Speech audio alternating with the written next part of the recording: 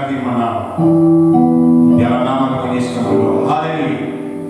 Amin. Silakan duduk.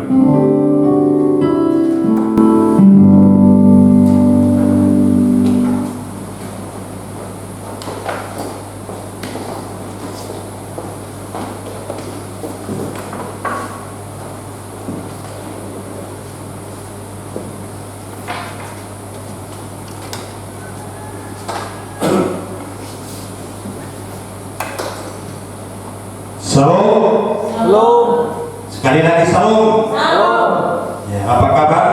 Luar biasa. Amin. Selamat pagi dan selamat Paskah.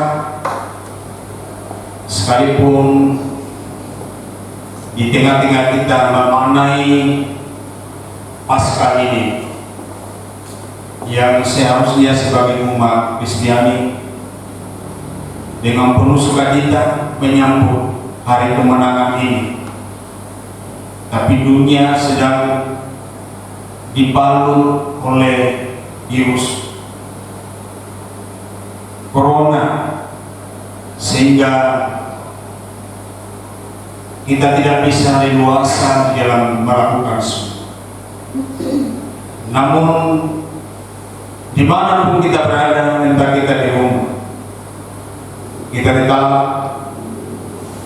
mengimani bahwa kuasa kebangkitan Tuhan tidak akan pernah terkalahkan.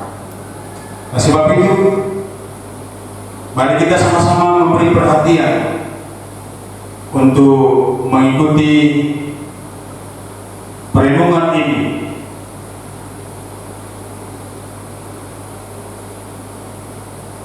Mari sama-sama kita siapkan hati kita, dan kita akan membuka Alkitab kita.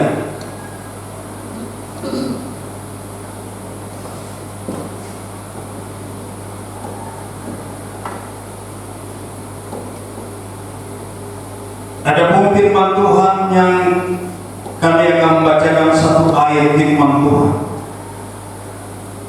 yang terambil dari Injil Markus pasalnya yang ke-10, ayatnya yang ke-45. Injil Markus pasalnya yang ke-10, ayatnya yang ke-45.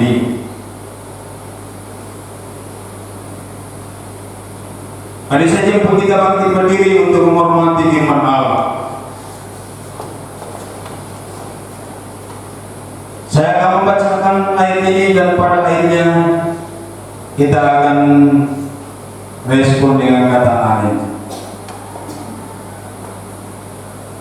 Bunyi firman Allah, karena Anak Manusia juga datang bukan untuk dilayani, melainkan untuk melayani dan untuk memberikan nyawanya menjadi tebusan bagi banyak orang.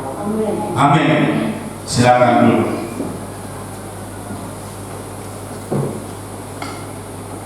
Saya akan mencoba memberikan tema Paskah pada hari ini, yaitu Dia mati supaya kita hidup. Dia mati supaya kita hidup.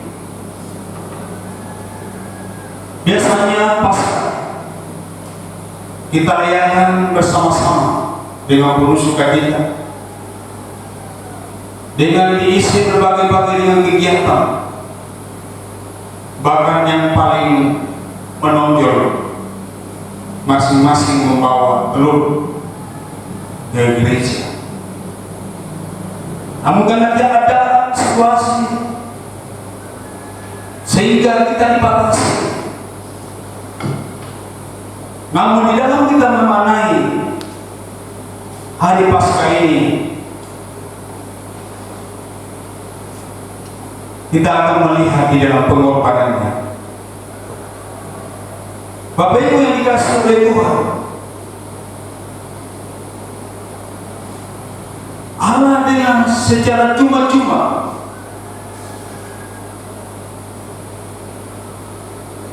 menyelamatkan hidup kita ini, yang mana kita sedang di dalam keadaan dikuasai dengan dosa dan kegelapan, sehingga Yesus Kristus datang untuk mau menyelamatkan kehidupan kita. Namun di dalam kita mau memahami tentang arti bagaimana kita untuk diselamatkan, bagaimana kita untuk memperoleh hidup yang dijanjikan oleh Tuhan itu, ya. Saya akan mencoba untuk memberikan beberapa gambaran tentang makna daripada Paskah yang kita sedang hadapi pada pagi ini, ya.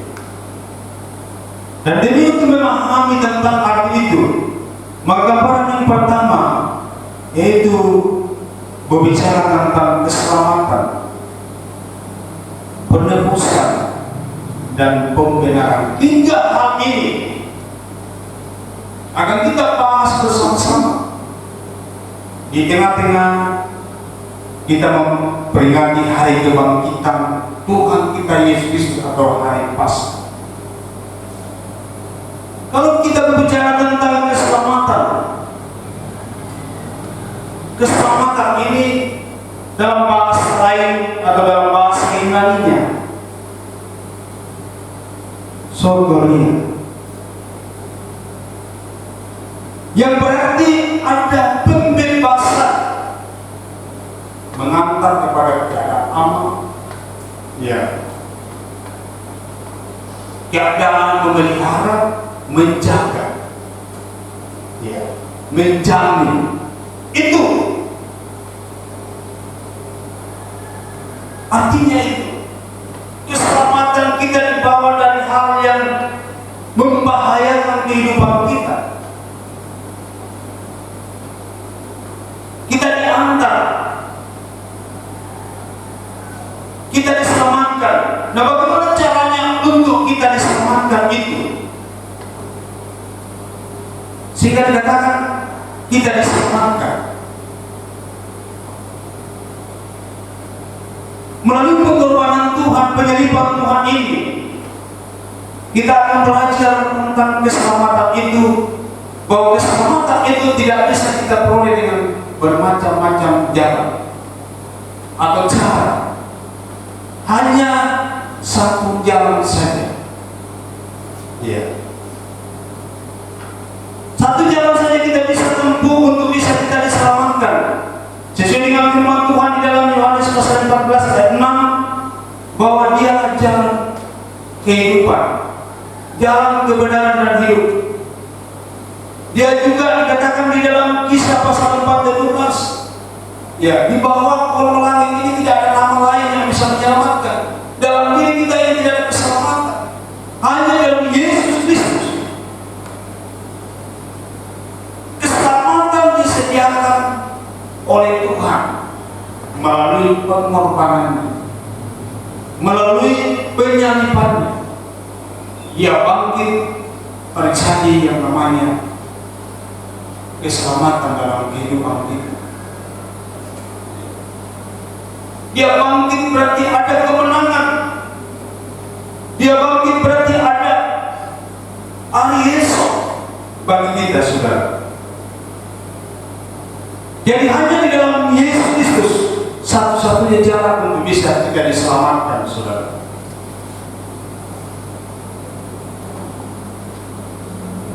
Dan yang kedua dikatakan harus melalui dua sisi. Sisi apa itu? Sisi yang pertama melalui kasih karunia. Kasih karunia ini sebenarnya kita tidak layak menerima yang namanya kasih karunia. Siapa kita ini? Tapi inilah yang dikerjakan oleh Tuhan. Kasih karunia, mama sena, ya, kapurona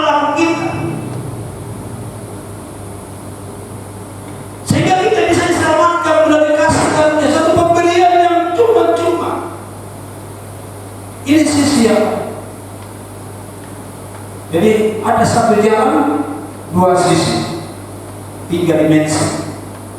Untuk kita bisa memperoleh keselamatan, jadi tidak langsung begitu saja, tapi harus kita hadapi dan lakukan ini dalam kehidupan kita. Melalui kasih karunia kita diselamatkan. Melalui anugerah ini dalam bahasa Ibrani-nya sola gratia. Iya. Kita diselamatkan. Iya. Nah, sebenarnya kita ini siapa? Tapi Tuhan sangat mengasihi kita. Jadi sisi yang pertama, kita diselamatkan melalui kasih karunia sebagaimana firman Tuhan di dalam Efesus pasal 2 ayat 8. Bukan dengan perbuatan baik kita, bukan dengan hasil usaha kita, tapi semua adalah kasih karunia pemberian Tuhan yang perlu kita hargai dalam hidup kita. Dan yang kedua, sisi yang kedua yaitu iman. Kalau kita tidak beriman, tidak memiliki suatu keyakinan, kita tidak memiliki suatu ketaatan, apa yang Tuhan sudah kerjakan ini harus kita taati. Firman ini harus kita taati. Firman yang kita dengar itu harus kita yakinkan, sehingga menimbulkan iman kita. Karena ketika Tuhan datang, Dia akan mencari iman. Ya, bukan mencari orang yang sesat lagi, tapi orang yang beriman yang akan mencari. Miliki iman. Iman itu bisa bertumbuh bukan hanya pada saat mulus-mulus, tapi bisa juga muncul seperti keadaan sekarang ini. Saya percaya banyak orang akan diperkuat dengan imannya apabila dia rajin berdoa, rajin membaca firman, ya, rajin beribadah, yang tadi ke ibadah di gereja, ibadah online ini, itu tidak akan mengurangi kuasa Tuhan. Nah, seperti itu. Ini dua sisi yang kita miliki, ya, dalam kehidupan kita. Sehingga keselamatan itu tidak sia-sia. Tuhan sudah tawarkan, Tuhan sudah bebaskan kita dari bahaya maut, bahaya dosa. Nah, sudah memberikan kita cara bagaimana diselamatkan, yaitu melalui Yesus Kristus kita percaya, dan melalui kasih karunia-Nya, melalui iman kita. Dan dimensi yang tahap, ini tahap yang kita akan harus melalui dalam kehidupan kita. Ada tahap namanya tahap pertobatan. Kalau kita tidak bertobat sekalipun sudah terjadi, tidak bisa terjadi. Tahap pertama itu harus ada pertobatan, harus ada usaha. Iya. Bagaimana supaya kita memperlihatkan cara hidup kita yang baik, layaknya sebagai orang Kristen? Iya. Harus memiliki pertobatan. Itu tahap dimensi yang pertama. Yang kedua, ya, kita harus memiliki Roh Kudus. Karena itu Alkitabiah dalam kehidupan kita. Kalau tidak ada Roh Kudus, bagaimana? Roh ini akan menolong kita. Sebab di dalam Roma pasal 8 itu, tanpa kita dipimpin oleh Roh, kita bukan anak Allah. Jadi kita ini siapa? Ya, dimensi yang kedua. Dan dimensi yang ketiga, yaitu kita harus berjuang, bekerja sampai akhir. Bukan langkah pertama yang menentukan. Ya, kita tidak berusaha sekalipun banyak hambatan, halangan seperti yang terjadi saat ini. Dunia berduka, dunia menangis menghadapi keadaan ini, di samping kita sebagai orang Nasrani atau Kristiani tidak bisa dengan leluasa untuk kita rayakan, baik itu Jumat Agung maupun Paskah. Ya, ini karena kita sedang menghadapi satu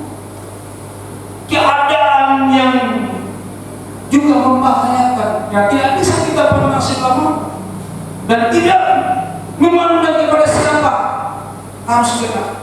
Kalau dia tidak hati-hati, kalau dia tidak mengikuti instruksi daripada pemerintah, harus kita bekerja. Di samping kita mengerjakan keselamatan kita, kita juga menjadi orang yang bijak dalam menghadapi semuanya ini.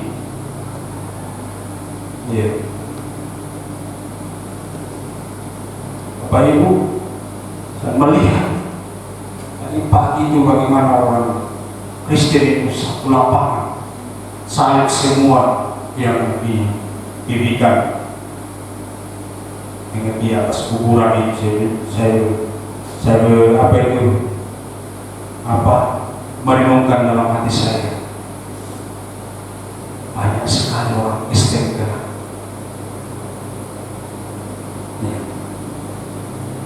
Sudah 300 dari orang meninggal dan mau sekitar 4.000 orang kena. 3.840 sudah kena. Hanya sedikit saja yang sembuh.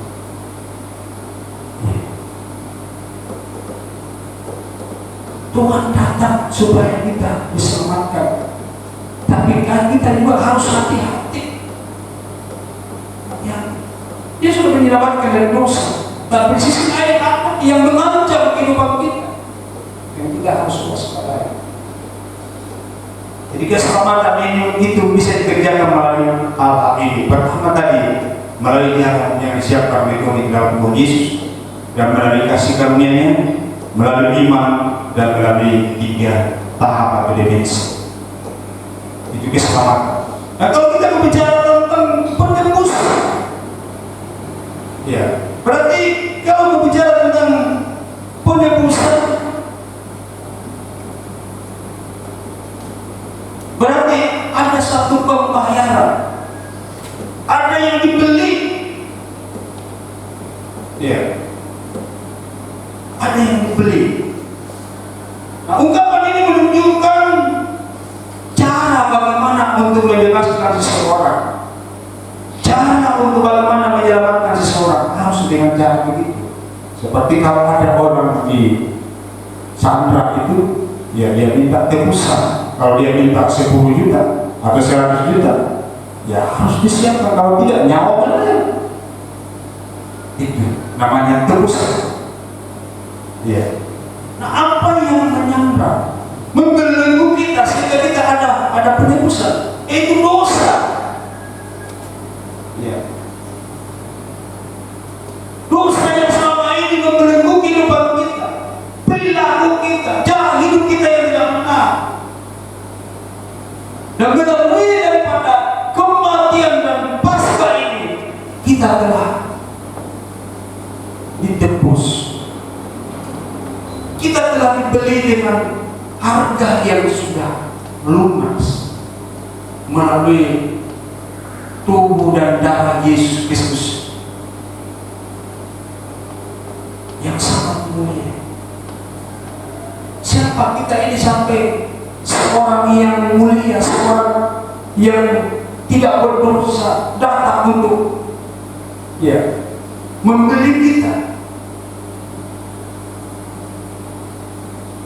Betapa berharganya kehidupan kita ini, saudara. Sebab tidak kita sia-siakan. Kalau kita sudah ditebus, tidak ada dosa, tidak ada lagi penebusan yang lain. Kalau kita berdosa, tidak ada korban lagi. Yesus hanya 1 kali menebus kita, bukan 2 kali. Dalam Ibrani pasal 10, kalau kita membaca benar selanjutnya, di sini ditegaskan bahwa kalau kita melakukan dosa dengan sengaja atau tidak sengaja, tidak ada lagi korban untuk penebusan. Dan kecuali kita akan menghadapi kebinasaan, apalagi dunia sedang dilanda tanda-tanda akhir zaman.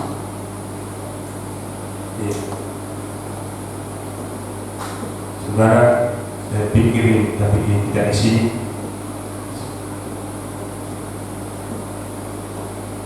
ini ada perbedaan kita.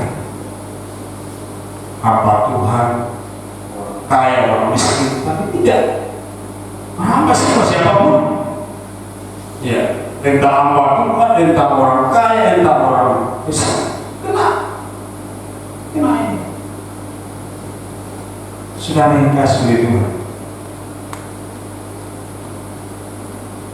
Sekarang kalau kita sudah ditebus kehidupan kita bagaimana? Saya percaya kita kembali seperti karena dia tebus kita dengan darah, luka kita sama. Dia mau supaya kita sama dengan dia. Dia mau supaya kita memerintah bersamanya. Kita ini orang yang sudah dikuduskan sebenarnya. Tapi manusia yang sering mencemari pikirannya, hidupnya dengan hal-hal duniawi. Tidak melihat bahwa darah yang tidak berdosa itu, hidup yang tidak berdosa, pribadi yang tidak berdosa sudah menebus kehidupan kita. Tapi kita tidak menghargai saudara. Apa yang harus kita lakukan ketika kita ditebus? Mari kita lebih dekat dengan dia. Kita harus juga membayar harga yang apa yang harus kita di tengah-tengah bencana ini. Jangan jauhkan diri dari itu. Ini harga yang harus kita bayar. Apakah kita bisa melewati bersama-sama, berdoa untuk daerah, berdoa untuk bangsa kita, berdoa untuk umat-umat yang sedang dilanda, dunia yang sedang dilanda ini? Kita doakan. Karena kita ini orang yang sudah ditebus, berarti dalam diri kita ini ada kuasa, dalam diri kita ini ada kemenangan sudah. Tidak diperhamba lagi, tidak diperbudak lagi, tidak ada lagi. Nah, kalau kita sudah ditebus saudara, gambaran yang ketiga untuk diselamatkan adalah pembenaran. Kata dibenarkan dalam Yunaninya dikain, yang artinya benar. Di pemandangan Allah benar, dijadikan benar, ditetapkan sebagai orang yang benar, atau kita sudah dibenarkan menurut Alkitab. Jadi kalau kita sudah dikatakan melewati semua ini, sudah ditebus, berarti kita sudah dibenarkan.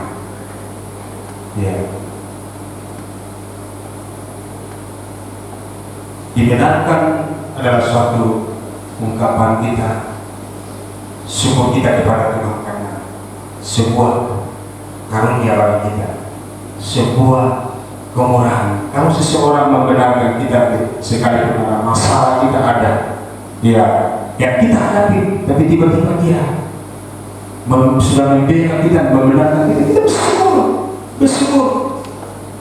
Sebetulnya kita dibenarkan.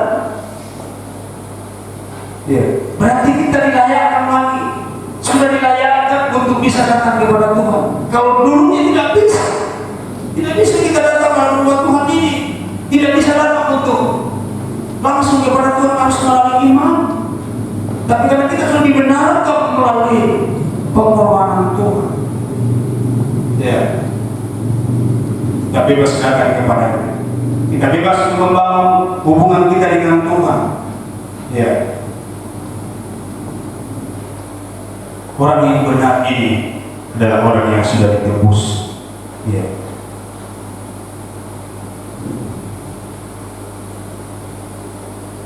Dibenarkan berarti orang yang sudah bertobat, sudah mengakui kesalahannya, dan sudah menggenapi firman Allah. Itu benar. Jadi tidak ada masalah lagi. 3 hal ini saudara kita harus miliki. Ini yang makna daripada kedatangan Tuhan menebus kita, datang untuk melayani kita, bukan untuk dilayani.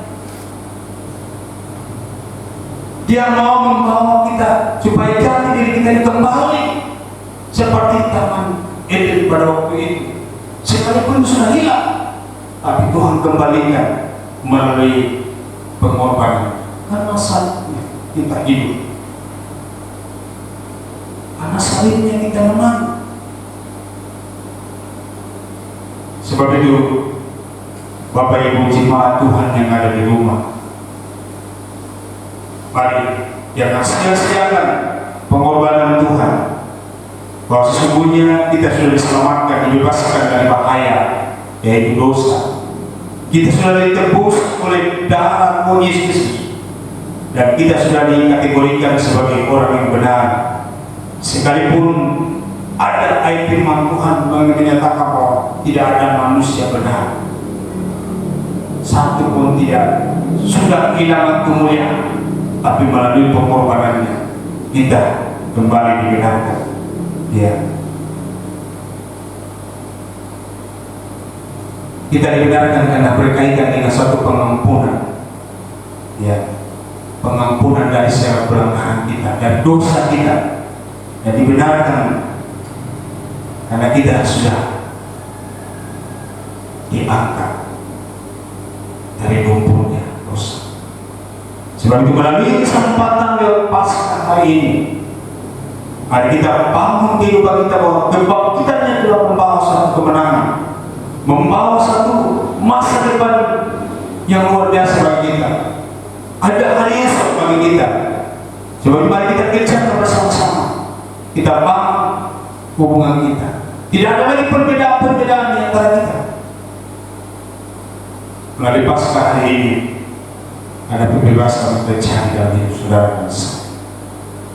Sebab itu melalui renungan yang singkat ini dari jauh, ya, secara online, kalau engkau imani bahwa engkau adalah orang yang sudah dikategorikan sebagai orang yang benar, jangan engkau pergunakan salah, tapi mari engkau pupuk dalam hidupmu kemerdekaan yang Tuhan sudah kerjakan dalam hidupmu, kebebasan yang Tuhan sudah kerjakan dalam hidupmu. Mari engkau jaga, karena bukan langkah pertama yang menentukan, tapi langkah terakhir. Di suasana yang mencekam ini, mari kita jalani dengan tetap berhati-hati, tetap waspada sampai kita berdoa dan berjaga-jaga dalam kehidupan kita.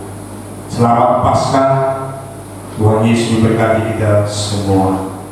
Kau buktikan kesetiaan